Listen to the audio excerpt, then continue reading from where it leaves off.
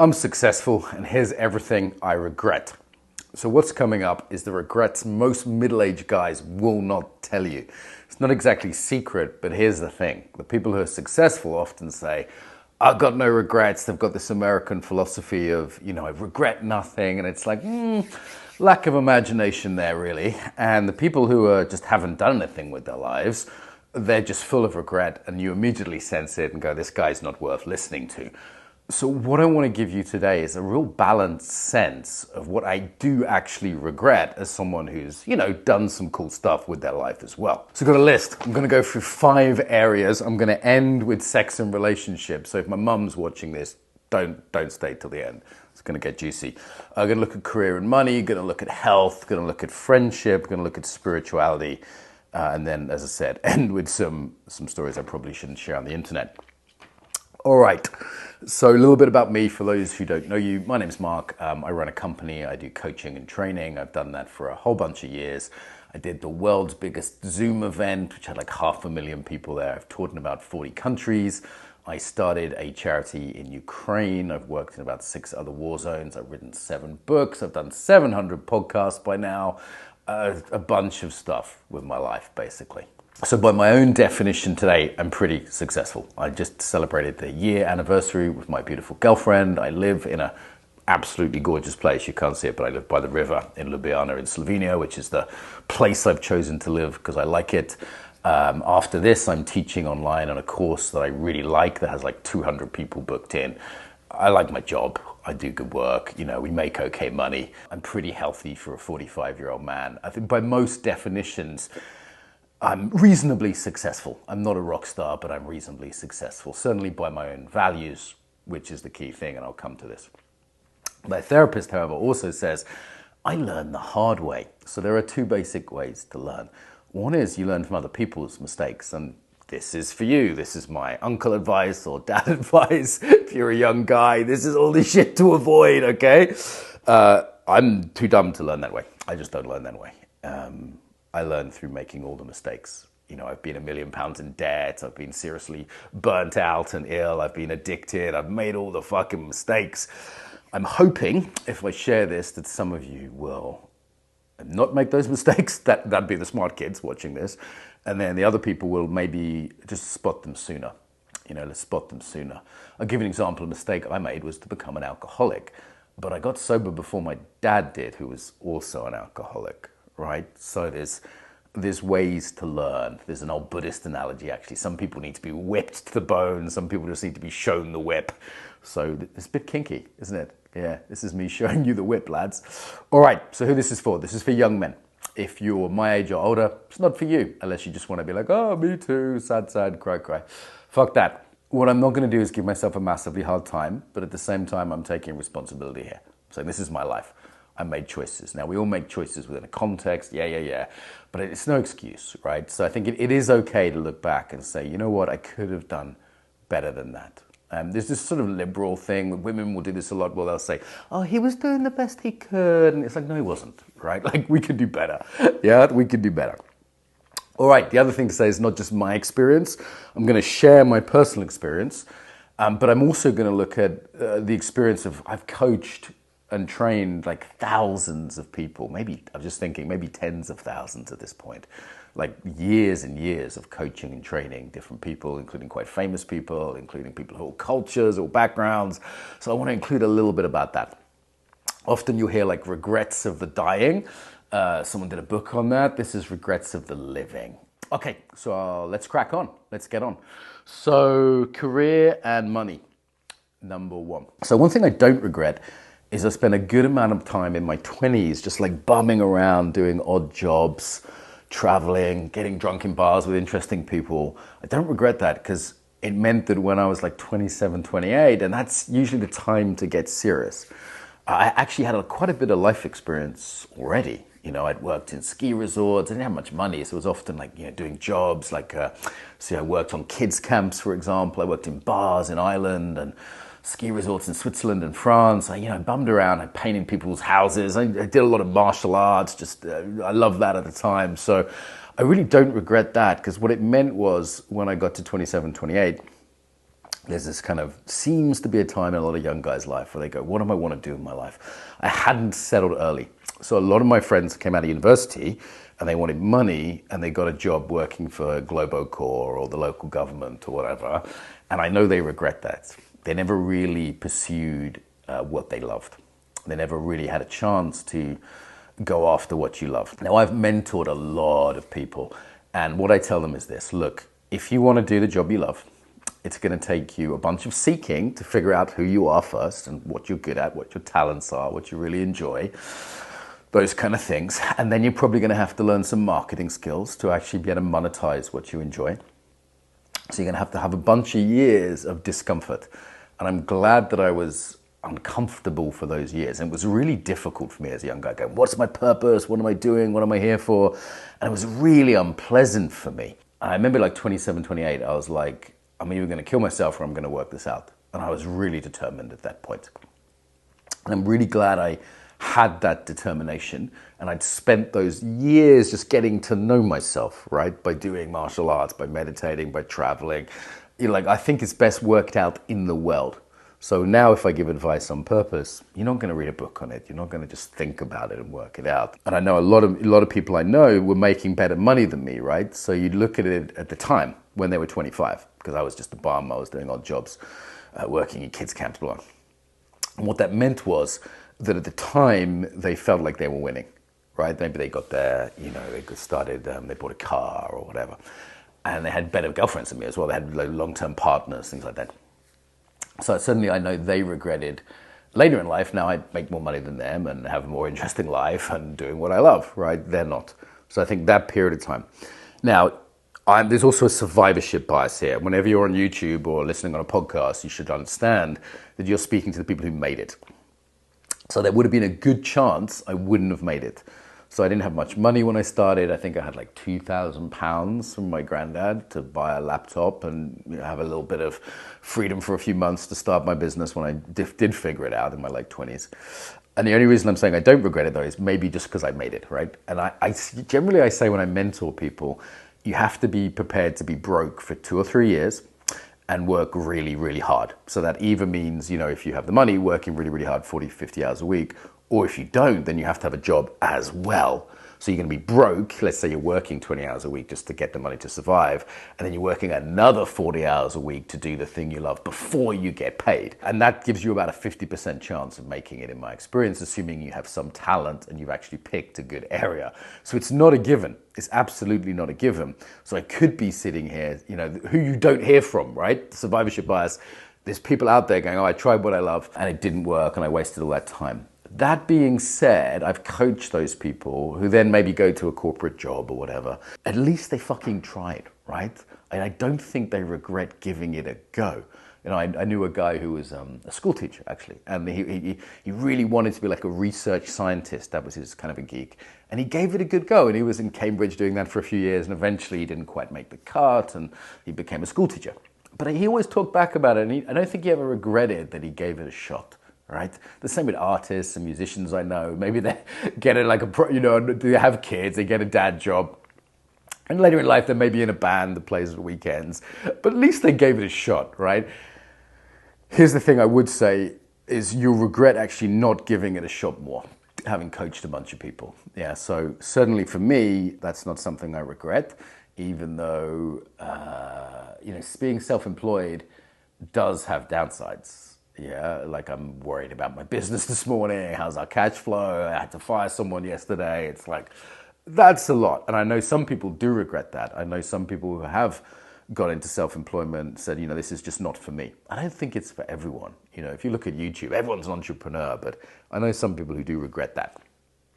Money. Okay, a few more regrets there. I mean, obviously not buying Bitcoin when it was $1 a Bitcoin or Tesla shares, right? But seriously not investing sooner, not, I have some savings now. I have some, I won't say exactly what, but some pots. I didn't when I was young. I think I could have even just put a little bit aside when I was starting my business, for example, about 20 years ago now. It sounds silly. You might be thinking, too young for a pension, too young for this. I'd say the main investment I made was in myself. my own learning, my own knowledge, and that continues to pay dividends. Now I'm a subject matter expert. I don't know, I'm being flown to Prague this weekend to do a workshop as a subject matter expert for a group of coaches, for example. Pretty normal gig for me these days. So I think the main investment is yourself, but I do regret not just not buying Bitcoin, obviously, I can regret that, but I regret not investing in some way. Just having some stocks and shares. I see like kids, a lot of you kids are so much smarter than me around this. So I feel like, okay, I could be really sitting pretty at this point, and I'm not. I do okay. My company does okay. I've got some investments, but certainly, there's a regret. What I would say is like, for my generation, a lot of people my age bought a house, and I didn't buy a house. Now I'm in a position where I just about could now. I could get a mortgage even in the UK with the crazy market. But that's a regret. But I know that's just not an option for a lot of young guys watching this, so I'm not gonna give you shit with that. So I'd say don't regret deeply investing in myself and my talents. Here's the thing: if you can become a world leader in something, you will never be a commodity, right? So if you could, like, I'm an expert in what's called embodied coaching. This is a really niche area. I sometimes explain it to people like, if I'm in a restaurant, I'll say like, imagine you're like the top designer of biro lids in the world or something, right? It doesn't really matter what it is, as long as it's something. You need to geek out about something. So that would be my main career advice, is find something you like, find something you have some talent for. Like I was always a good teacher. I'm from a family of teachers, and just geek the fuck out about it. So I have no regrets on picking a career, on going for it fully, but some regrets around money. I'd say the big one is not educating myself around money and business skills earlier. Like I was really arrogant when I started it. I was running a multi-million-pound business without basic business skills. Like I had some success at a certain point. I found myself with 25 employees, but I didn't have the humility to just, what I should have done was taken a year out. We had this big success with this thing called the Embodiment Conference that, made a bunch of money from. I should have just taken a year out and learned how to run a company, had the humility to do that. And a lot of regrets I have, and talking to other people, come down to that, to humility, not having the humility, being cocky, which is, a young man's disease, right? You've heard this before, some dad advice. Okay, so on the money front, let's look at health. What do I not regret? I started studying a martial art at 18, Aikido. Totally don't regret the fact that I studied a martial art. That was so good for me, so good for my discipline. Yeah, just fantastic. Maybe I regret a bit that it was Aikido, which has now kind of got a bad reputation, and not, say, MMA or Jiu-Jitsu. Yeah, but I did that later in life. I did some Jiu-Jitsu later and some MMA. I kind of regret not having done free running. That's something I'm a bit old for now. At about 30, I thought, God, I'm getting old. I either need to do MMA or parkour, because there's two things I've always wanted to do. And I chose MMA, which was fine. I did that for a year or two. And it's great, on the practical side rather than the more abstract Aikido side. But, I regret not doing free running. And you can always say, it's never too late. You can do it now. Yeah, I could study free running at 45 and blow my knees out and break my ankle and whatever. Maybe there's a place I could study it where it's still safe, but generally you will get too old to do some of these beautiful things with the body. And I'd say do them while you can. It is, what is it, the quote? It's a shame for a man to grow old without knowing the strength of which his body is capable. One of the Greeks said that, something similar. Slight misquote. Yeah, I'd say when you're young, do those things. And do the extreme ones. Do the Thai boxing in Thailand, do the MMA, do the parkour, whatever, gymnastics, that stuff at 45. Now, I've just been to the gym, so I'm sweaty. Still work out. I still do a bit of boxing sometimes. I dance still. Yeah, definitely don't regret learning to dance. That's a really good, every man should be well danced as well as well read, right? There's another thing I don't regret. Reading loads of books when I was young. That was definitely positive. Anyway, I'm supposed to be on regrets. I've had too good a life. So in terms of health, drugs and alcohol. So I was a full-blown alcoholic for 10 years. Clearly I regret that now. Was I just trying to survive? Was I dealing with my trauma? Yes, so I can be, I can have some compassion there. But that basic sense of, being an alcoholic or an addict is no fun at all. And I wasted some good years. I was really living below my potential for a number of years on that. I see a lot of young guys studying with other kinds of addiction, like vaping, disgusting habits, stop it, porn. Like, I do regret that I ever looked at porn. I was never a full-blown addict, and I was very lucky that my sexuality formed before that. I think it's much harder for young guys today. I mean, nudie magazines, just like girls in underwear with tits and ass, like it's very tame compared to what's on the internet today. I would say that even later in life, looking at porn didn't help me, so I don't think that's a good thing. I'll cover sexuality later, but that was definitely, there's some regret there, but I wasn't in the same situation young guys are at now.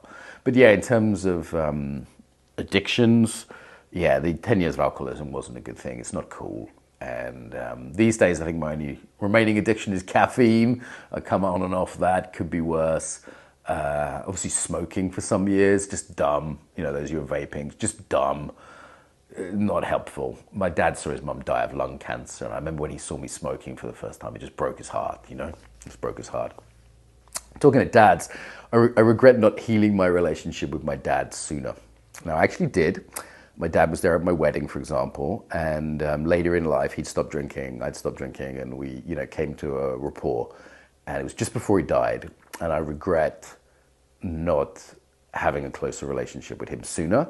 In terms of parents, I think I just regret not being respectful to my mom. I was a horrible teenager. I was going through it, but it's no excuse. I do regret just being mean to my mom, and I've been trying to make that up to her ever since as a grown man. Pretty good relationship with my sister, and I think that's something I don't regret. Well, it's definitely something I don't regret, that we're pretty close. Your sibling relationships are statistically the longest of your life, right? Just if you have siblings. Like, me and my sister used to fight like cats and dogs when we were young, but we started going to the pub together at a certain age, and I think that's something that I really don't regret. That's really a positive force in my life. I don't have kids. I'm 45. I'm now just thinking about kids. That's something I think I've almost left too late. So definitely a regret for me is not having kids younger. Yeah, I was at one of my mentees' weddings in Czechia last year, and he got married at 25. He's planning to have kids in a couple of years. I'm like, that's the way to do it. Like now I'm 45, my girlfriend's 35. She's just about able to have kids. I'm just about able to have kids. Male fertility goes down much quicker than people think. People think, oh yeah, I know a guy who's 60 and the guy in the Rolling Stones or whatever had kids at 65. Those guys are the exceptions. Your fertility drops off a cliff after 40. The other just thing is energy levels. Like, from everything I can gather, for example, being an uncle, which I love and I don't regret at all, really investing in being an uncle, taking a lot of trips to see my sister. My niece clearly adores me, right? She just had her birthday and she always wants a hug, and she was always appreciative of the messages I send her. Like, just invest in family, right? For me, I really don't regret that investment. But I really do regret not having kids myself sooner. Now I'm 45, I'm going, okay, I hope we're able to do this. Second main partnership, I'll come to that later. And I think, don't leave it too late. You don't have forever to have kids. There's no perfect timing either. Like, in the past, it was always like, is it the right time? Do I have the money? Nowadays, I'd advise people to have kids before 30, where you've still got some fucking energy for it. Like my energy levels, because I'm pretty healthy, not super healthy, but my energy levels are not quite what they were, let's say, definitely not what they were in my 20s. It's interesting in meditation, I had a meditation teacher saying, you think you have time, but you don't. It goes by fucking like that. It's so quick. And it's almost like every year goes by quicker. So it's not like subjectively, I'm half dead, right? I'm half dead. It's actually more than that. Like, subjectively, it's more than half, because it accelerates every year. That's the sense you get when you talk to older people, that it's quicker and quicker each year. Remember when you were young, summers used to last forever. 8 weeks off school felt like years. Not anymore. So yeah, I'd say, if you are going to really dive into anything, kids, work, spiritual practice, do that now. Do that now. My big regret, I'd say health-wise, was just being hedonistic. I'm gonna, looking at that at a number of levels. I grew up in materialist culture. Most of you watching this are in a materialist culture that says all that matters is materialism, so therefore you might as well have fun. And I suddenly realized, health-wise, I don't know, there's things I did, I was a vegetarian for years. I think I regret that. That probably wasn't very healthy. At least I realized, okay, enlightened hedonism, let's say. I want to, if I just take drugs and stay up all night, then it's not going to be healthy. So health-wise, I got some regrets there. Yeah, bad diet for a number of years, not looking at sleep properly for years. I think that definitely aged me. Not looking after my teeth properly. It sounds silly, but it's like that now I regret. Yeah, health-wise, not too many though. I've always looked like movement, I've always liked activity. Dancing, martial arts, all good stuff. Friends. So this is a big regret of a lot of dying people as well, losing contact with friends. Now, I really made an effort to keep my childhood friends throughout my 20s and 30s. I used to visit people, I tried to have get-togethers. Now people have kids, it's difficult. I think those friends I've lost some contact with, it is sad. You know, I was just texting someone I was at university with yesterday, and we used to live in a house, there was 7 of us, and we were tight, you know, really close. And I'm now just about in contact with 2 of those people. And I feel like I could have made more effort there. I mean, you know, friendships do drop away, so I don't know how much too much regret there. But as life goes on, you realize the relationships are what matter. Yeah, so in our materialistic culture, we're like, chase money, chase fame, chase status. My experience is that doesn't really work. Like, some of my biggest regrets are around relationships, around work colleagues. So I lost work colleagues because of my own stupidity and arrogance and bad behavior sexually, which I'll come to. And that's really my regret, is that those work colleagues were close friends. And they, you know, there was some work colleagues who stopped working with me. And like one in particular, I was very close friends with. And I think he did it in a high integrity way. I mean, we had some disagreements about politics or this and that. But that's a big regret for me, that I allowed my part. I think it's always good to look for your part in things. Something you learn in Alcoholics Anonymous. Now I'm long-term sober, don't regret that. Is my part in it was there. And, you know, I definitely regret some of those relationships. When the money and the fame and all that stuff, it drops away, right? I've been up, I've been down financially. Been £1 million up, I've technically been a millionaire. Been £2 million in debt, that's not fun. In terms of financially, be very careful borrowing money. Fuck, I should have said that earlier. A big regret I had was the stress I put myself through borrowing. You got to be so careful with borrowing, so careful. It's so easy to rack up a credit card. Or, you know, I had at one point literally, I think it was like £2 million of debt. I was like, how the hell did that happen? Just financial irresponsibility, not tracking things, being cocky. Debt is not fun. And I would say with being wealthy, it's great. Like, there's very few problems money makes worse. Though I do see a lot of people on the internet pushing like this hyper materialistic paradigm, like Tate or whatever. Like, if I had a fast car, I'd probably just kill myself in it because I'm not a great driver. I'd live in pretty much the same place. I might have a slightly bigger flat, maybe. I'd probably still be wearing this pink t-shirt. I'd be talking to you on this phone. I'd still be doing this because I think it's worthwhile. So what I learned is that money doesn't buy happiness, right? It's such a cliche, but it's true. Like, just chasing money at the expense of health, like I had a burnout in the past, so not worth it. Like, I remember having heart problems. My dad died of a heart attack, right? So I'm like, I could die doing this. I made myself old in a year or two from pushing work too hard and burning out. Trying to work in your 30s and 40s, like in your 20s, just doesn't work. Doesn't work. Like, there's no amount of money that's worth burning out your health for. And this, again, it's a cliche, but it's like, imagine you're 75 years old, right, and you're dying of a health problem. You would give all your money for 1 more year to live. Yeah, like Steve Jobs on his deathbed would give everything for 1 more year to live. Like, it is the most valuable thing. It's never worth working to a point where you burn out, where you sacrifice your health, or to a point where you destroy those relationships by being greedy, by being egoic. Like, fame is probably the thing that gives the least. So I'm not a famous guy, but I am famous in my field. So this might sound weird if you've never seen me before, but I get recognized about once a week, right? And I have enough of a platform that for example, I'm meeting a famous film director today. I've coached famous people as well, like princesses and rock stars and people from the movies that you'd know.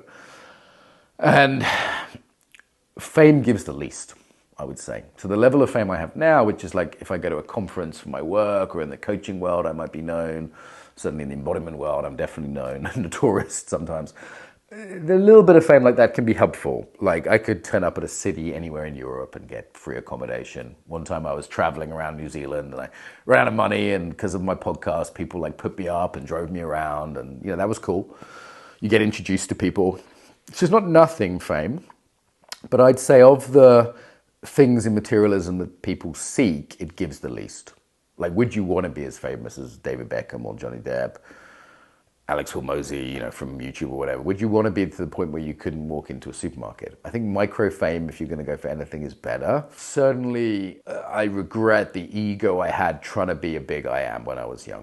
It was like I wanted to be a someone, and that was coming from my own insecurities, self-esteem stuff, whatever, trauma maybe.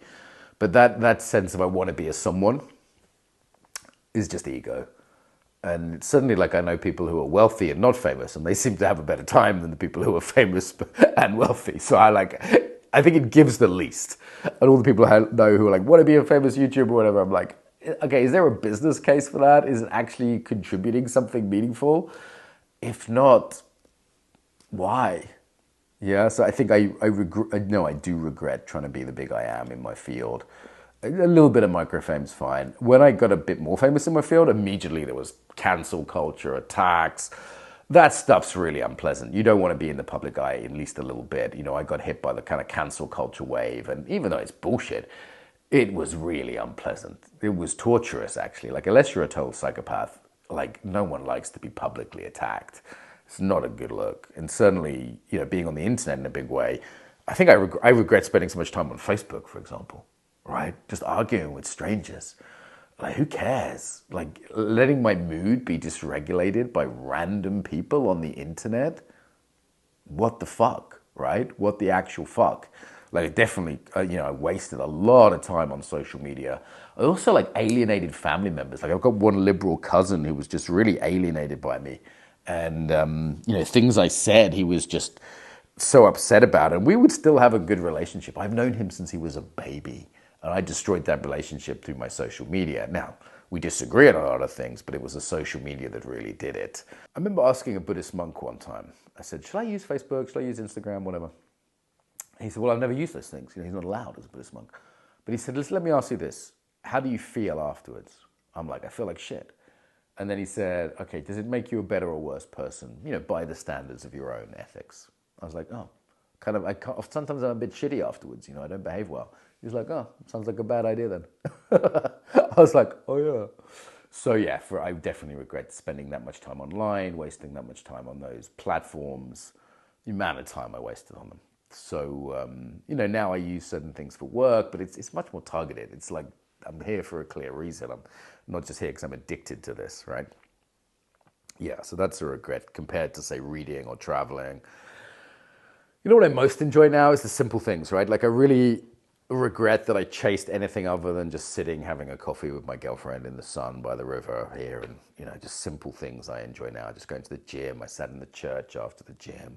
Like, it's just, we're going out for a meal tonight to celebrate our anniversary. Like, anything that's not that shit, I regret. Anything that was chasing what the Buddhists call the worldly winds, fame and gain. Of course, you need to earn a living, but certainly putting too much stock in that.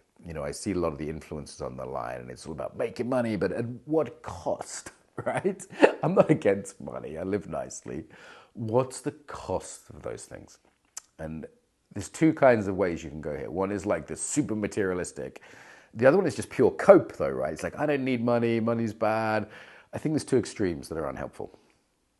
So there's a healthy middle, which is not going to get like sensational internet traffic, right? I can't imagine anyone's watching this thing like, oh, this is sensational.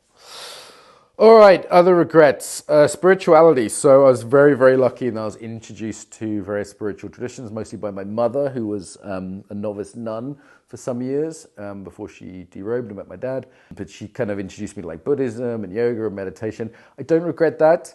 I think I do regret not coming back to my own tradition of Christianity sooner. Like, it was somehow like uncool, right? And I feel like if you're raised in a tradition like Islam or Christianity or Judaism, you're probably better off with that. Now I'm coming back to the tradition I was actually originally raised in. It's not that I regret doing all the spiritual stuff. the psychedelics, the conscious dance, those things can be very good, in the right context. I'd say be a little bit careful with some of the conscious sexuality, be a little bit careful with the psychedelics, got to be careful that you're not blowing your mind. I know people who definitely regret having done too much ayahuasca or something. That's, it's powerful stuff. But the key thing for me there is like actually embracing a tradition with rules and a community and a book. I regret trying to do it on my own for too long. Yeah, the arrogance of, I don't need nobody, I can do this all on my own. Like that, I think, is just arrogance, and I regret that. So what I'd say about spirituality is pursue it. It's important. It's part of life. There are practices out there. I've got other videos on this on the channel. Look at those up. That even if it's just spending time in nature or meditating or dancing, there's different things you can do that are worth doing. But I regret not having the humility to embrace a proper tradition with accountability, community, all those things. It's so important. Just like, oh, I'm spiritual but not religious, I can do it on my own. It's fucking arrogant. So that's my main regret around spirituality. Okay, big one, regrets around sexuality, relationships. So I was way too promiscuous when I was young. There's some details I cannot go into because I still have enemies and there's still real human beings I care about involved in some of the stories, but I was way too promiscuous when I was young. I thought I was cool. I was like, yeah, I'm consent conscious and I practice safe sex. And even with that stuff, you're playing with fire. Okay, one, consent's much harder than you think. Actually, legally, I think I was always the right side of the law. Morally, I'd say that's not the ultimate standard. The ultimate standard, that's like bare minimum, right? But, morally, there's more than that. Like, I did harm. I did harm by being careless with people's hearts, if nothing else, by becoming charming. Now, I would recommend all young men learn how to talk to girls, right? You don't have to go like full pickup, but learn how to start a conversation with a pretty girl. Like, I can do that now, and it's easy, and I don't need that skill so much anymore. I'm settled down, but that's worth learning, right? Learn that skill so you can shoot your shot when you need to. However, I think, we always, now this is conversation like body count's a thing for women. I think it's also a thing for men. This thing you should be like super proud. Like I've slept with, I'm not going to name numbers, but a lot, like half of fucking Moscow and Kiev, like a lot of people. I'm not proud of that. I'm not boasting about that. Honestly, I'm lucky not to have a shitload of diseases. There was one time actually, like I had a few scares, right? And you think I would have learned my lesson. One time I went for my annual HIV test and had broken condoms and things. There's no avoiding it, right? Like there's diseases you can still get even if you're using condoms. And the doctors basically said, look, we're not going to phone you unless there's a problem. And I was saying, well, I haven't got any symptoms, so there won't be a problem, right? The only thing I could have is HIV because you can have no symptoms for that for a long time. And I thought, okay, I'll check in. And then later that day, I got a missed call from them. It was on a Friday afternoon. I thought, oh my God, I got AIDS. I'm HIV positive because that's why they're calling me, right? And the whole weekend I was super scared, super worried. I thought, I kind of deserve this. I've, fucked around so many times and I've had all these incidents. Oh my God. And on Monday morning, I went in there 9 a.m. when they opened and said, what is it? Is it positive? And they said, oh no, we just missed this like detail that we needed on the admin. I was like, for fuck's sake.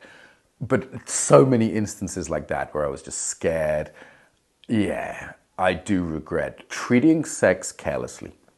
So sex is a fire, right? It can really warm your house. It can be a really beautiful thing. And it's not something to be careless with.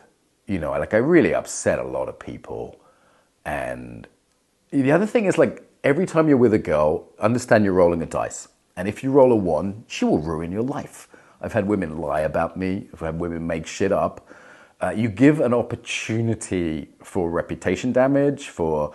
I've had girls go to friends and say bad things about me. Also, it's not easy to be impeccable, right? So even if you're non-criminal, I hope. I've always been non-criminal. And you can still be a bit pushy. You can still be a bit of an ass. You can still be not very considerate, right? Those things aren't cool and they hurt women and women should be respected. If you're sleeping with loads of girls without any kind of love or commitment, what do you think's going to happen? There's a reason every culture in human history has said love and commitment need to be the container, even if it's not marriage, like some container around this. So even if it's not AIDS, it's emotional stuff, it's social stuff. Like women can ruin your life. I've been so lucky. and just debating what I want to say here online. It almost got me killed one time. I slept with someone's daughter who was, of adult age. They were young, like 19, but they were pretty, adult 19. Nothing wrong. And their mother was so angry with me that she almost had me killed. And this was again, I can't say all the details, but it was in a country where that could have happened. Yeah. And it could have also ruined one of the most important projects in my life as well. Like a real life purpose project I was involved with. I said to my therapist afterwards, I said, did I do something wrong? He said, well, you did something stupid. Yeah, you did something stupid. It's like, this girl was perfectly consenting, perfectly willing. She was a nice girl, but she was a bit young and the mother wasn't happy and the mother was welcoming. He said, it was just dumb. He said, you're too old for that. Yeah, too old for that. And I had so many warning shots before I learned this lesson.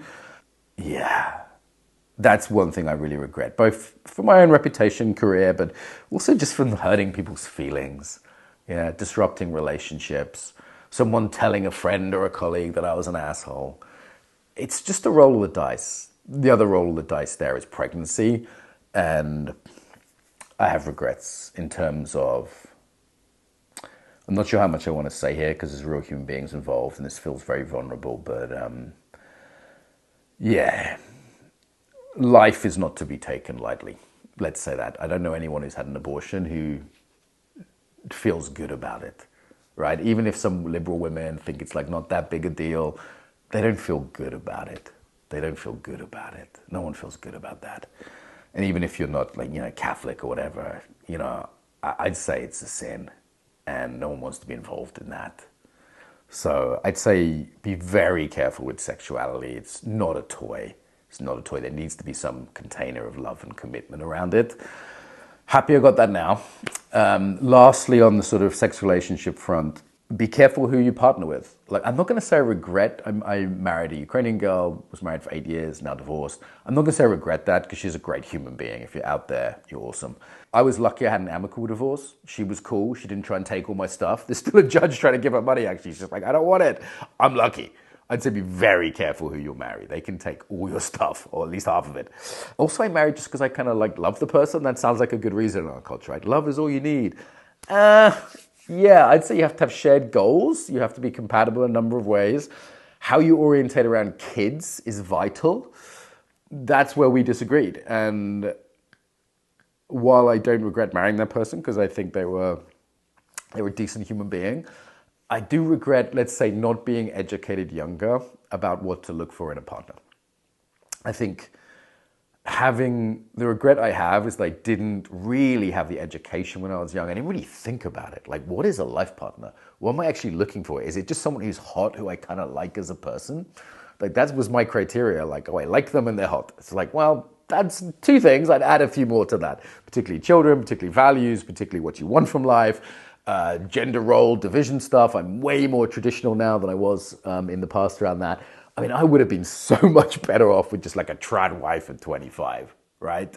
Like, so I would say be very selective around partners. They can ruin your lives. I was so lucky in many ways that this person didn't ruin my life, but I am now 45 and trying again, right? I've now selected someone who is much more in keeping with my values and I want to have kids with, but God, I almost left it too late.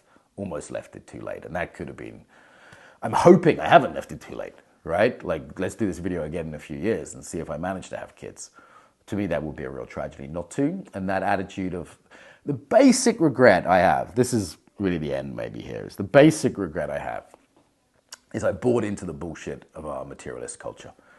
That you should be famous, you should make money, and then the sort of second matrix is like the sort of spiritual version of that. You should do ayahuasca, you should, do loads of yoga, you should get, travel, I want to travel. It's just another kind of materialism.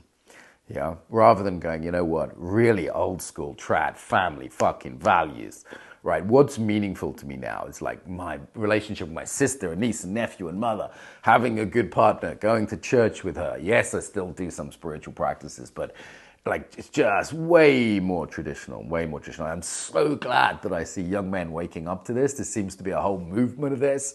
I hope you don't make all the mistakes I made around money, around spirituality, losing contact with friends, big regret of the dying. Around sexuality is my big one. There's some stuff I will have to live with to the day I die there. And yeah, I get some fucking containment around that. It's not just sport. You're not just fucking pleasuring yourself. The sort of Andrew Tate, make money, fast cars, lots of women, that doesn't end well, guys. I've run that experiment. Should you make money? Yes. Will it make you ultimately happy? No. Definitely fame, one to be careful of. And everyone I know who's famous is pretty miserable.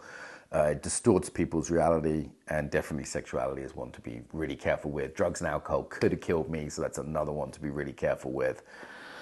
It's just this fucking dad advice. I don't know. Middle-aged guys in the chat, what do you regret? Let's see what my experience is like compared to others. And young guys, send this to someone who needs it. Send this to someone who needs a bit of that dad advice, a bit of that Uncle Mark advice. Send this to someone who, like, learn the fucking easy way. Yeah, like I learned all these things the hard way, and I feel so blessed. Like I thank God every day I'm being given a second chance of life, second chance of relationship, second chance of health after burning out and almost having a heart attack, second chance with my business, second chance of I hope marriage and kids. So yeah, I feel blessed that I'm getting that second chance. Frankly, a lot of people who have the regrets I have don't get those second chances. They have health issues. They're getting, awful divorces. They destroyed themselves in different ways. So don't sin. That's the message here, right? What is sin? It's the things that are ultimately awful for you. It's not like, I'm a bad person, but it's what are the things that ultimately will destroy you? Don't do that shit. And I think it's actually obvious if you're paying attention. I'm just dumb. I had to learn the hard way. I hope you don't.